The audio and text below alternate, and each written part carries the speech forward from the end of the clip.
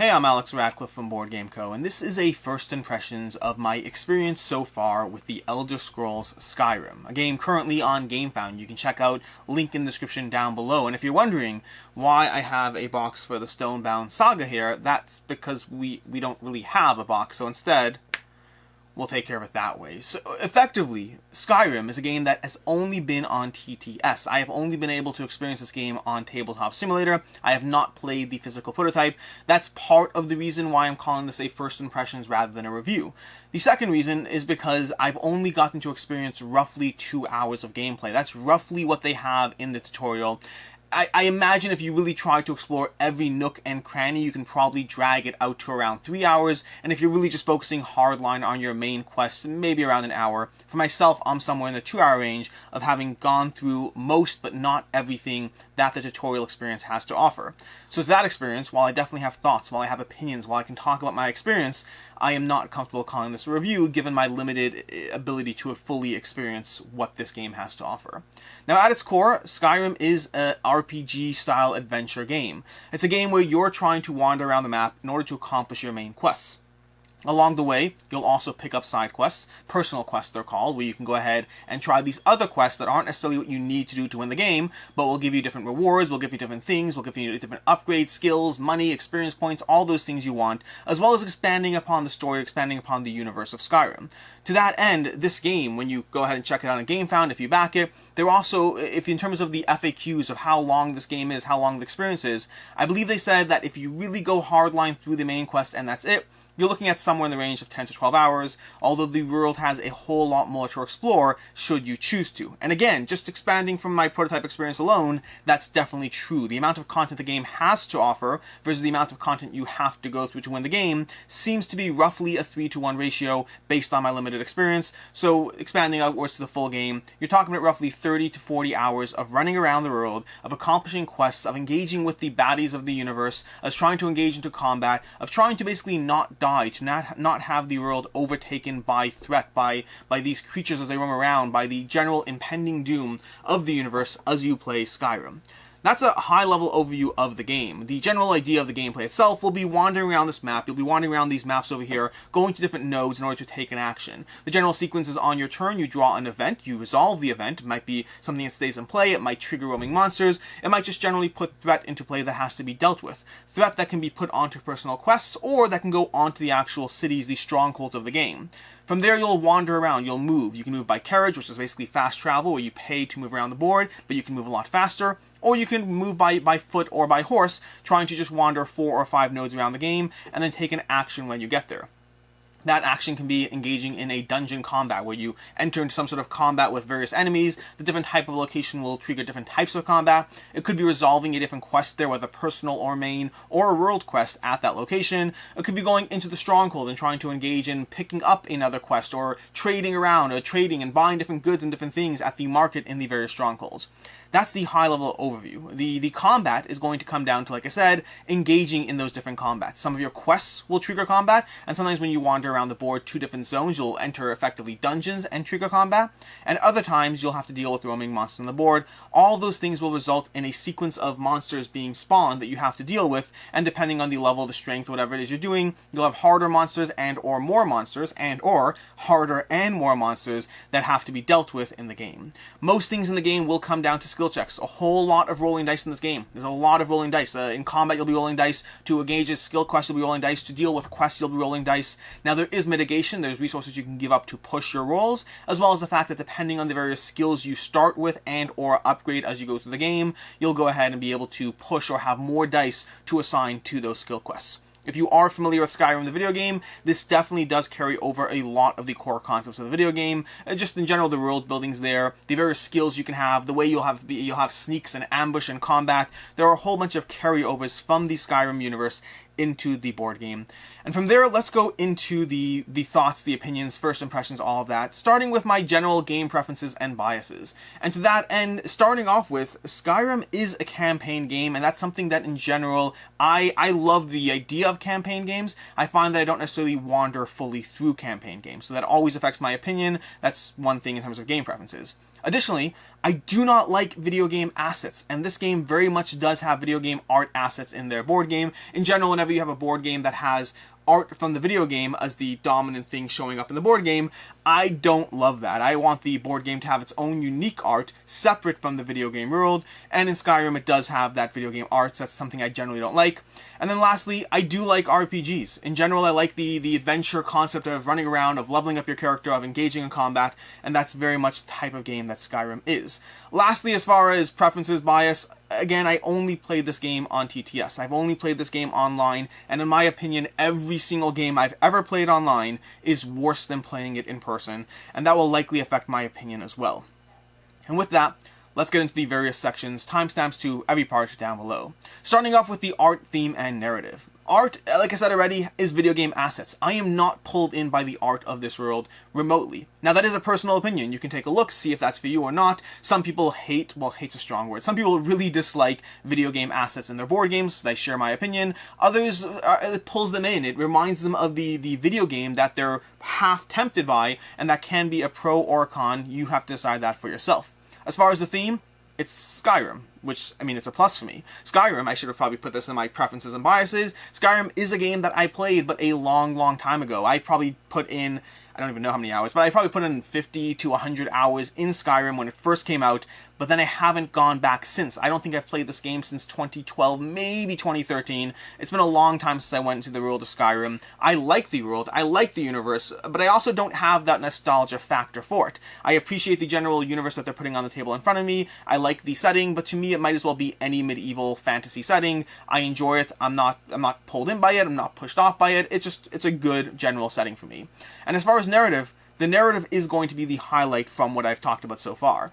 I really appreciate the general main quest aspect and personal quest sideline stories that this game presents. More importantly, I like how they all have these daisy chains down multiple triggers. You'll go on a personal quest, and then you'll wander to someone's hut, and then you'll either fail or succeed at some aspect of helping them. From there, depending on how you did, you may have another card that you draw where you further progress. Now you're going back to see their family, and you're dealing with X, Y, and Z. Maybe you have to give their family some money or not. You have a choice to make. And again, that choice will result again in consequences, but also sending you off in a different direction. The personal quests and the main quests go down multiple tiers in terms of how they resolve, what you have to do next, the consequences of reward and failure, and in general, the fail has more of a fail-forward mechanic. You're not often redoing things. In fact, I don't think I've ever redone anything in my experience here. It's a question of how you move forward. Do you walk away with money as a result of the quest, or maybe you pay money as a result of it? Maybe the quest ends early because you didn't accomplish the first thing, and now you can't see how many more steps down that rabbit hole you would have gone.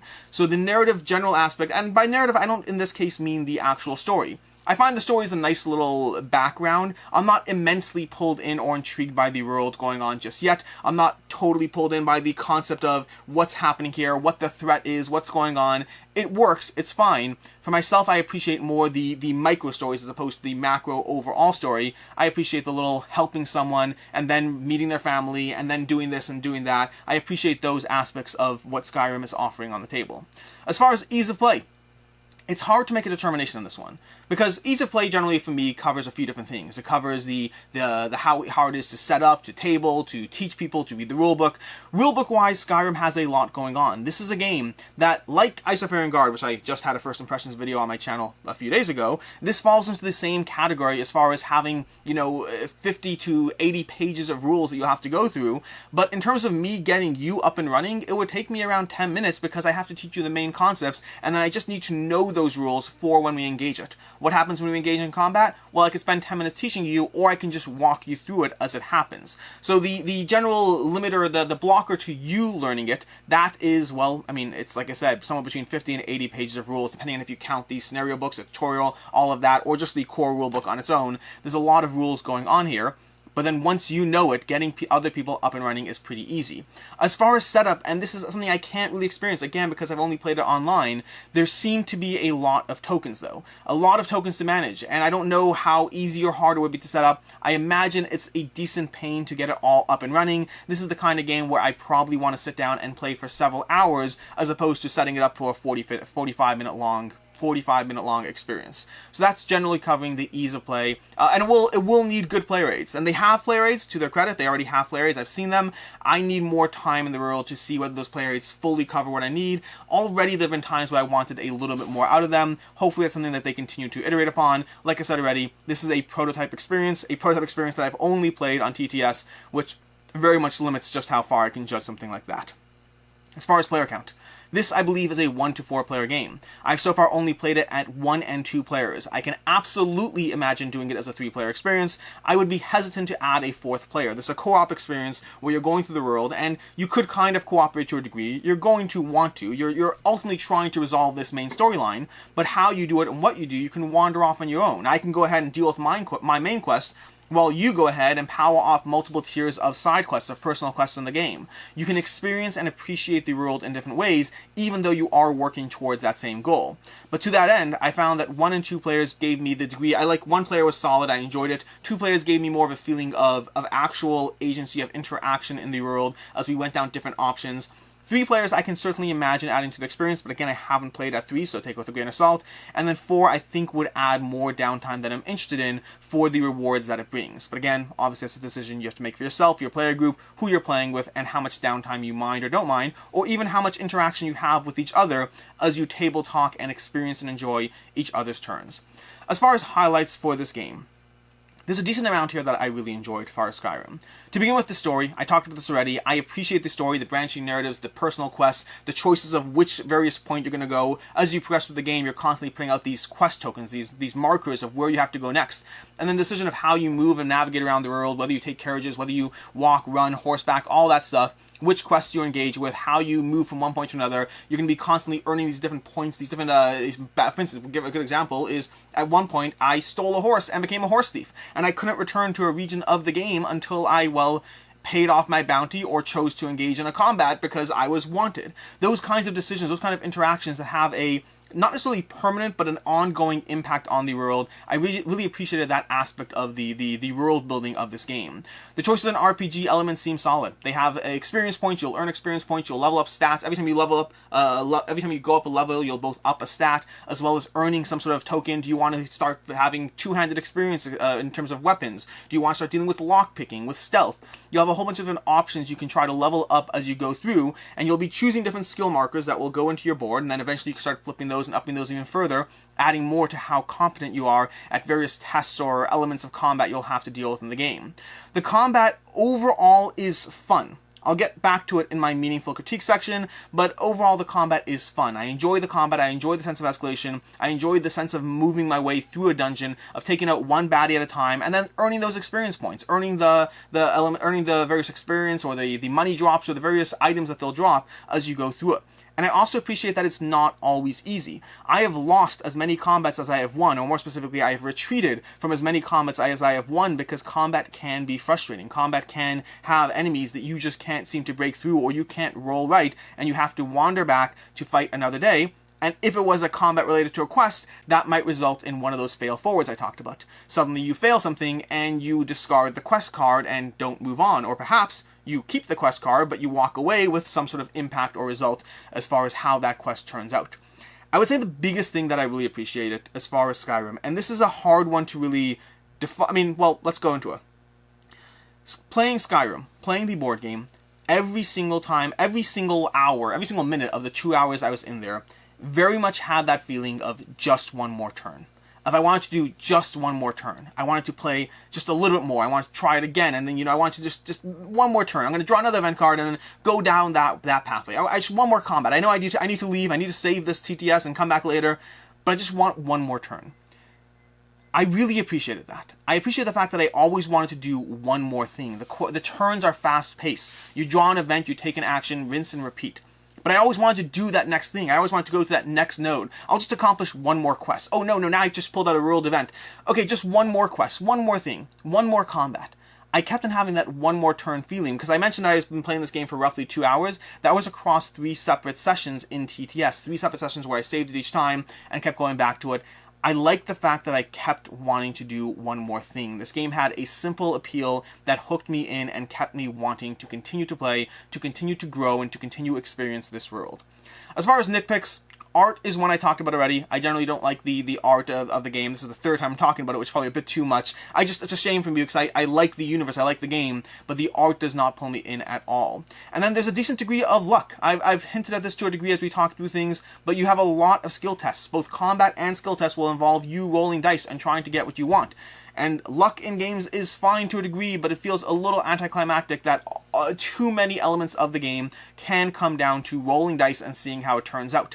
The reason this is a nitpick rather than a meaningful critique, rather than something that really takes away from my experience, is because the game has fail forward. Because of the fact that when I have the luck turn against me, I don't end up losing anything. It just means that I have some sort of small consequence. I lose a little money instead of gaining money. A line of side quests gets terminated, but the main quests are still there, as are the world quests, and I can always get more side quests.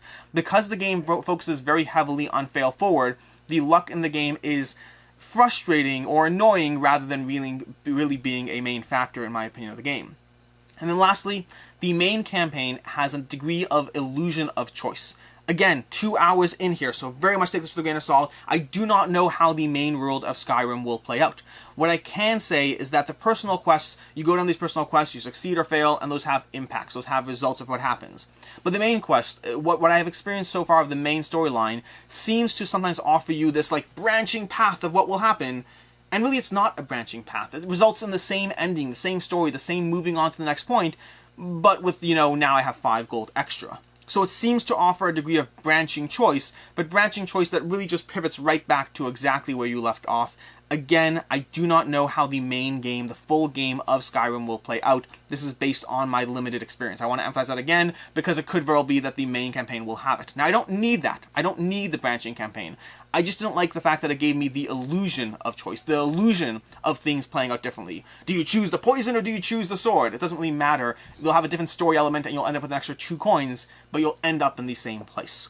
As far as meaningful critiques, the things that do take away from my experience, it's going to come down to combat. Combat is really the only thing in Skyrim that I would put down in the meaningful critique, something that takes away from just how much I can enjoy this game.